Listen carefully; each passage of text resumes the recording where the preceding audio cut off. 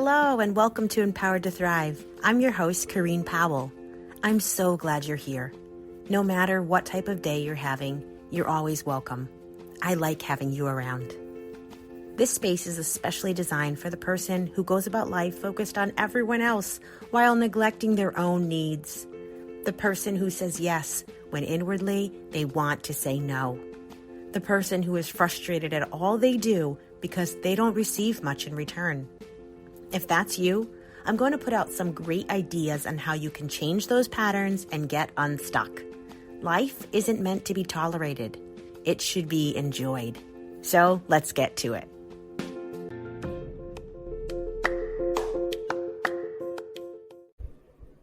Hello, friends. I am so happy to be here with you. Thanks for joining me.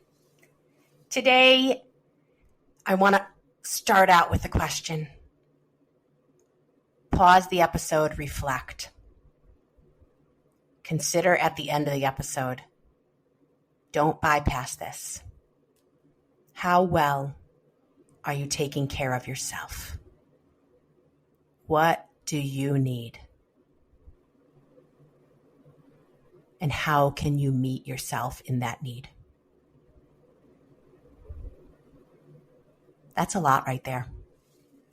It might mean you need to ask other people for something in order to meet your own needs, but you deserve to have your needs met.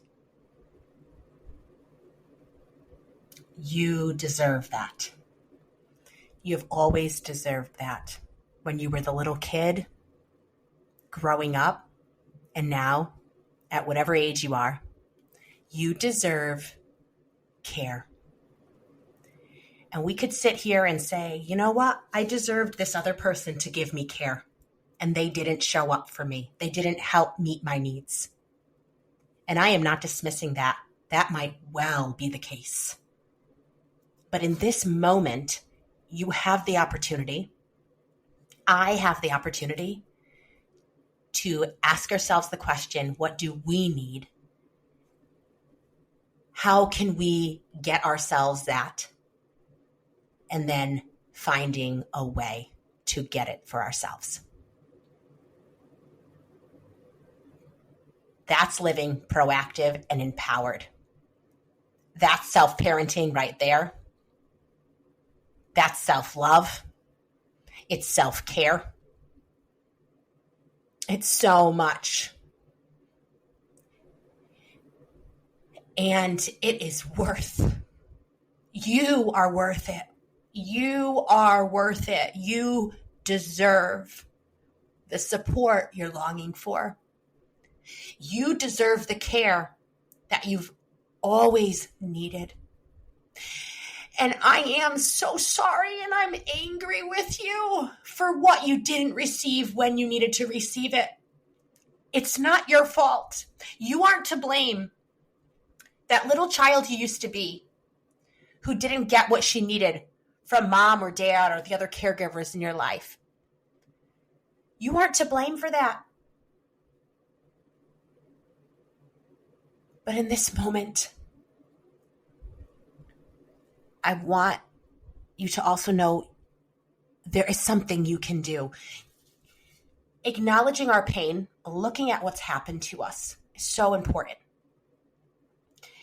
But we also have this other piece to the whole process where we can sit and stew about things. We can blame other people for what they didn't do and for where it's landed us. And there is a time and a place for all of those pieces to the process. And there's also a time where we have to stand up from where we've been sitting, look ourselves in the mirror, literally or figuratively, and say, hey, I care about you. And I'm here to help. I know you wish the other people had done their part. I understand that you deserved that. But in this moment, you look yourself in the eye and you say, I'm here to help you. What can I do to support you? And you might have to sit with that question for hours, days, weeks. You may not know. You might have to bring in outside resources to help you figure it out. But on the other side of that answer, there's going to be joy and relief, peace and rest. So many good things are coming on the other side of that answer. And I'm excited for you to get those things because you deserve those things. You've always deserved those things. And I'm going to keep saying these messages, not just several times today, but in the future as well, because it's the truth. It's always been the truth. It always will be the truth. You are not alone. I get it. It may feel so lonely at times. But what I mean by you are not alone is that there are people that care. And there are other people feeling and experiencing very similar things to you. This is not me denying your experiences, your reality. I don't mean to do that at all. That's not my intention. It's not my thought process. Simply that sometimes we can think, does anybody get it? Does anybody else go through this? Yes, actually many of us do. Maybe everybody's not talking about it, but that doesn't mean they're not experiencing it. It doesn't mean they don't have those similar feelings. It doesn't mean that they don't have similar needs. So here we are opening up the conversation. Go to a peaceful spot, whether that's outside for yourself, whether that's a peaceful spot in your home. Find a relaxing way to be in that peaceful spot and ask these questions of yourself. Ask these questions of your higher source.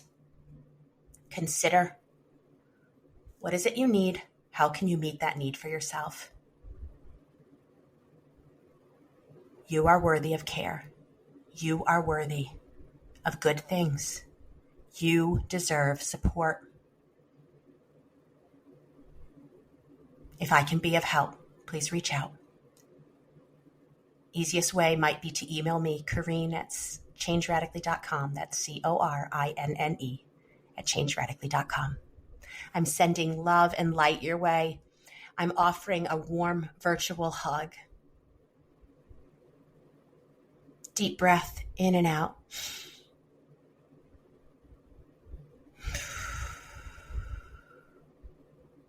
You are worthy. You are wonderful.